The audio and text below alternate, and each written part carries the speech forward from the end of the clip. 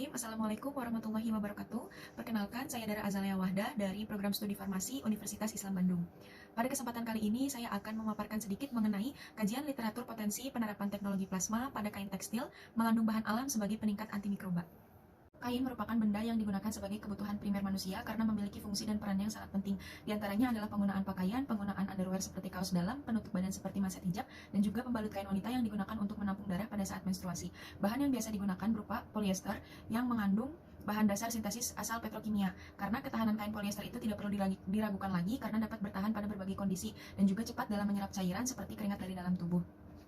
Ketika keringat bercampur dengan underwear seperti manset hijab ataupun kaos dalam, kemudian darah menstruasi bercampur dengan kain pada pembalut kain dapat menimbulkan kondisi lembab.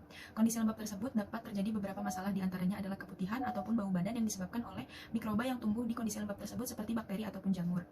Namun, kain tekstil dapat digunakan sebagai media atau alat untuk mencegah, mengendalikan, atau mengobati suatu penyakit yang disebut sebagai medical tekstil. Tekstil medis ini menggunakan bahan seperti matriks, hidrogel, ataupun zat tertentu yang dapat diperoleh dari alam, misalnya seperti minyak lemon ataupun minyak nilam, yang memiliki aktivitas sebagai antimikroba, khususnya antibakteri. Pada bidang tekstil dapat diterapkan ilmu fisika, salah satunya pada bagian kajian elektrodinamika, yaitu teknologi plasma.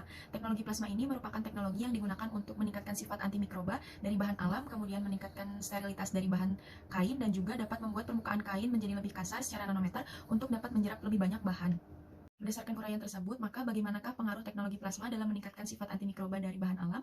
Kemudian tujuannya adalah untuk mengetahui bagaimana teknologi plasma dapat meningkatkan sifat antimikroba dari bahan alam dengan manfaat untuk mengetahui apakah teknologi plasma itu dapat digunakan sebagai peningkat antimikroba. Bahasan selanjutnya adalah metodologi penelitian. Penelitian ini menggunakan metode SLR atau Systematic Literature Review dengan cara menelaah jurnal-jurnal seperti jurnal nasional yang sudah dipublikasikan sebagai pustaka primer.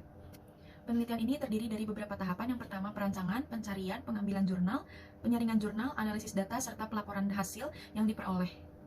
Pencarian dan pengambilan jurnal diperoleh dari Google Scholar, Science Direct seperti Elsevier, Garuda, dan juga PubMed. Kata kunci yang digunakan berupa teknologi plasma, antimikroba, minyak nilam, minyak lemon, dan juga antibakteri. Kemudian berdasarkan kata kunci tersebut diperolehlah jurnal-jurnal yang berhubungan dengan penerapan teknologi plasma terhadap peningkat aktivitas antibakteri. Kemudian jurnal yang diperoleh dilakukan analisis data.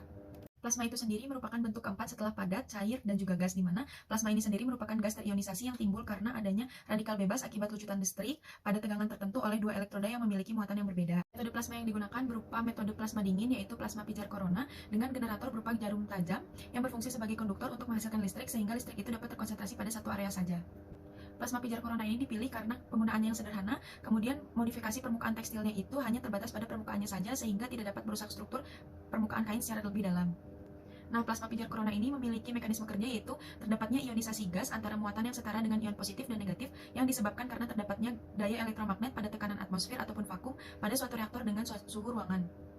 Ciri dari plasma pijar corona ini terdapatnya elektroda lancip yang bertegangan tinggi dengan arus DC menuju substrat dan elektroda negatif, di mana plasma pijar corona ini dibangkitkan pada tegangan atmosfer biasanya 3 kV, serta umumnya gas yang dapat digunakan adalah udara dari sekitar. Sebelum dilakukan penerapan teknologi plasma pada kain tekstil, dilakukan terlebih dahulu uji aktivitas antibakteri untuk memperoleh KHM dari minyak lemon dan juga minyak nilam. Dapat dilihat pada slide, untuk pengujian minyak nilam pada konsentrasi 10% sudah terdapat zona hambat, tapi kategorinya sedang, yaitu 7,2 mm.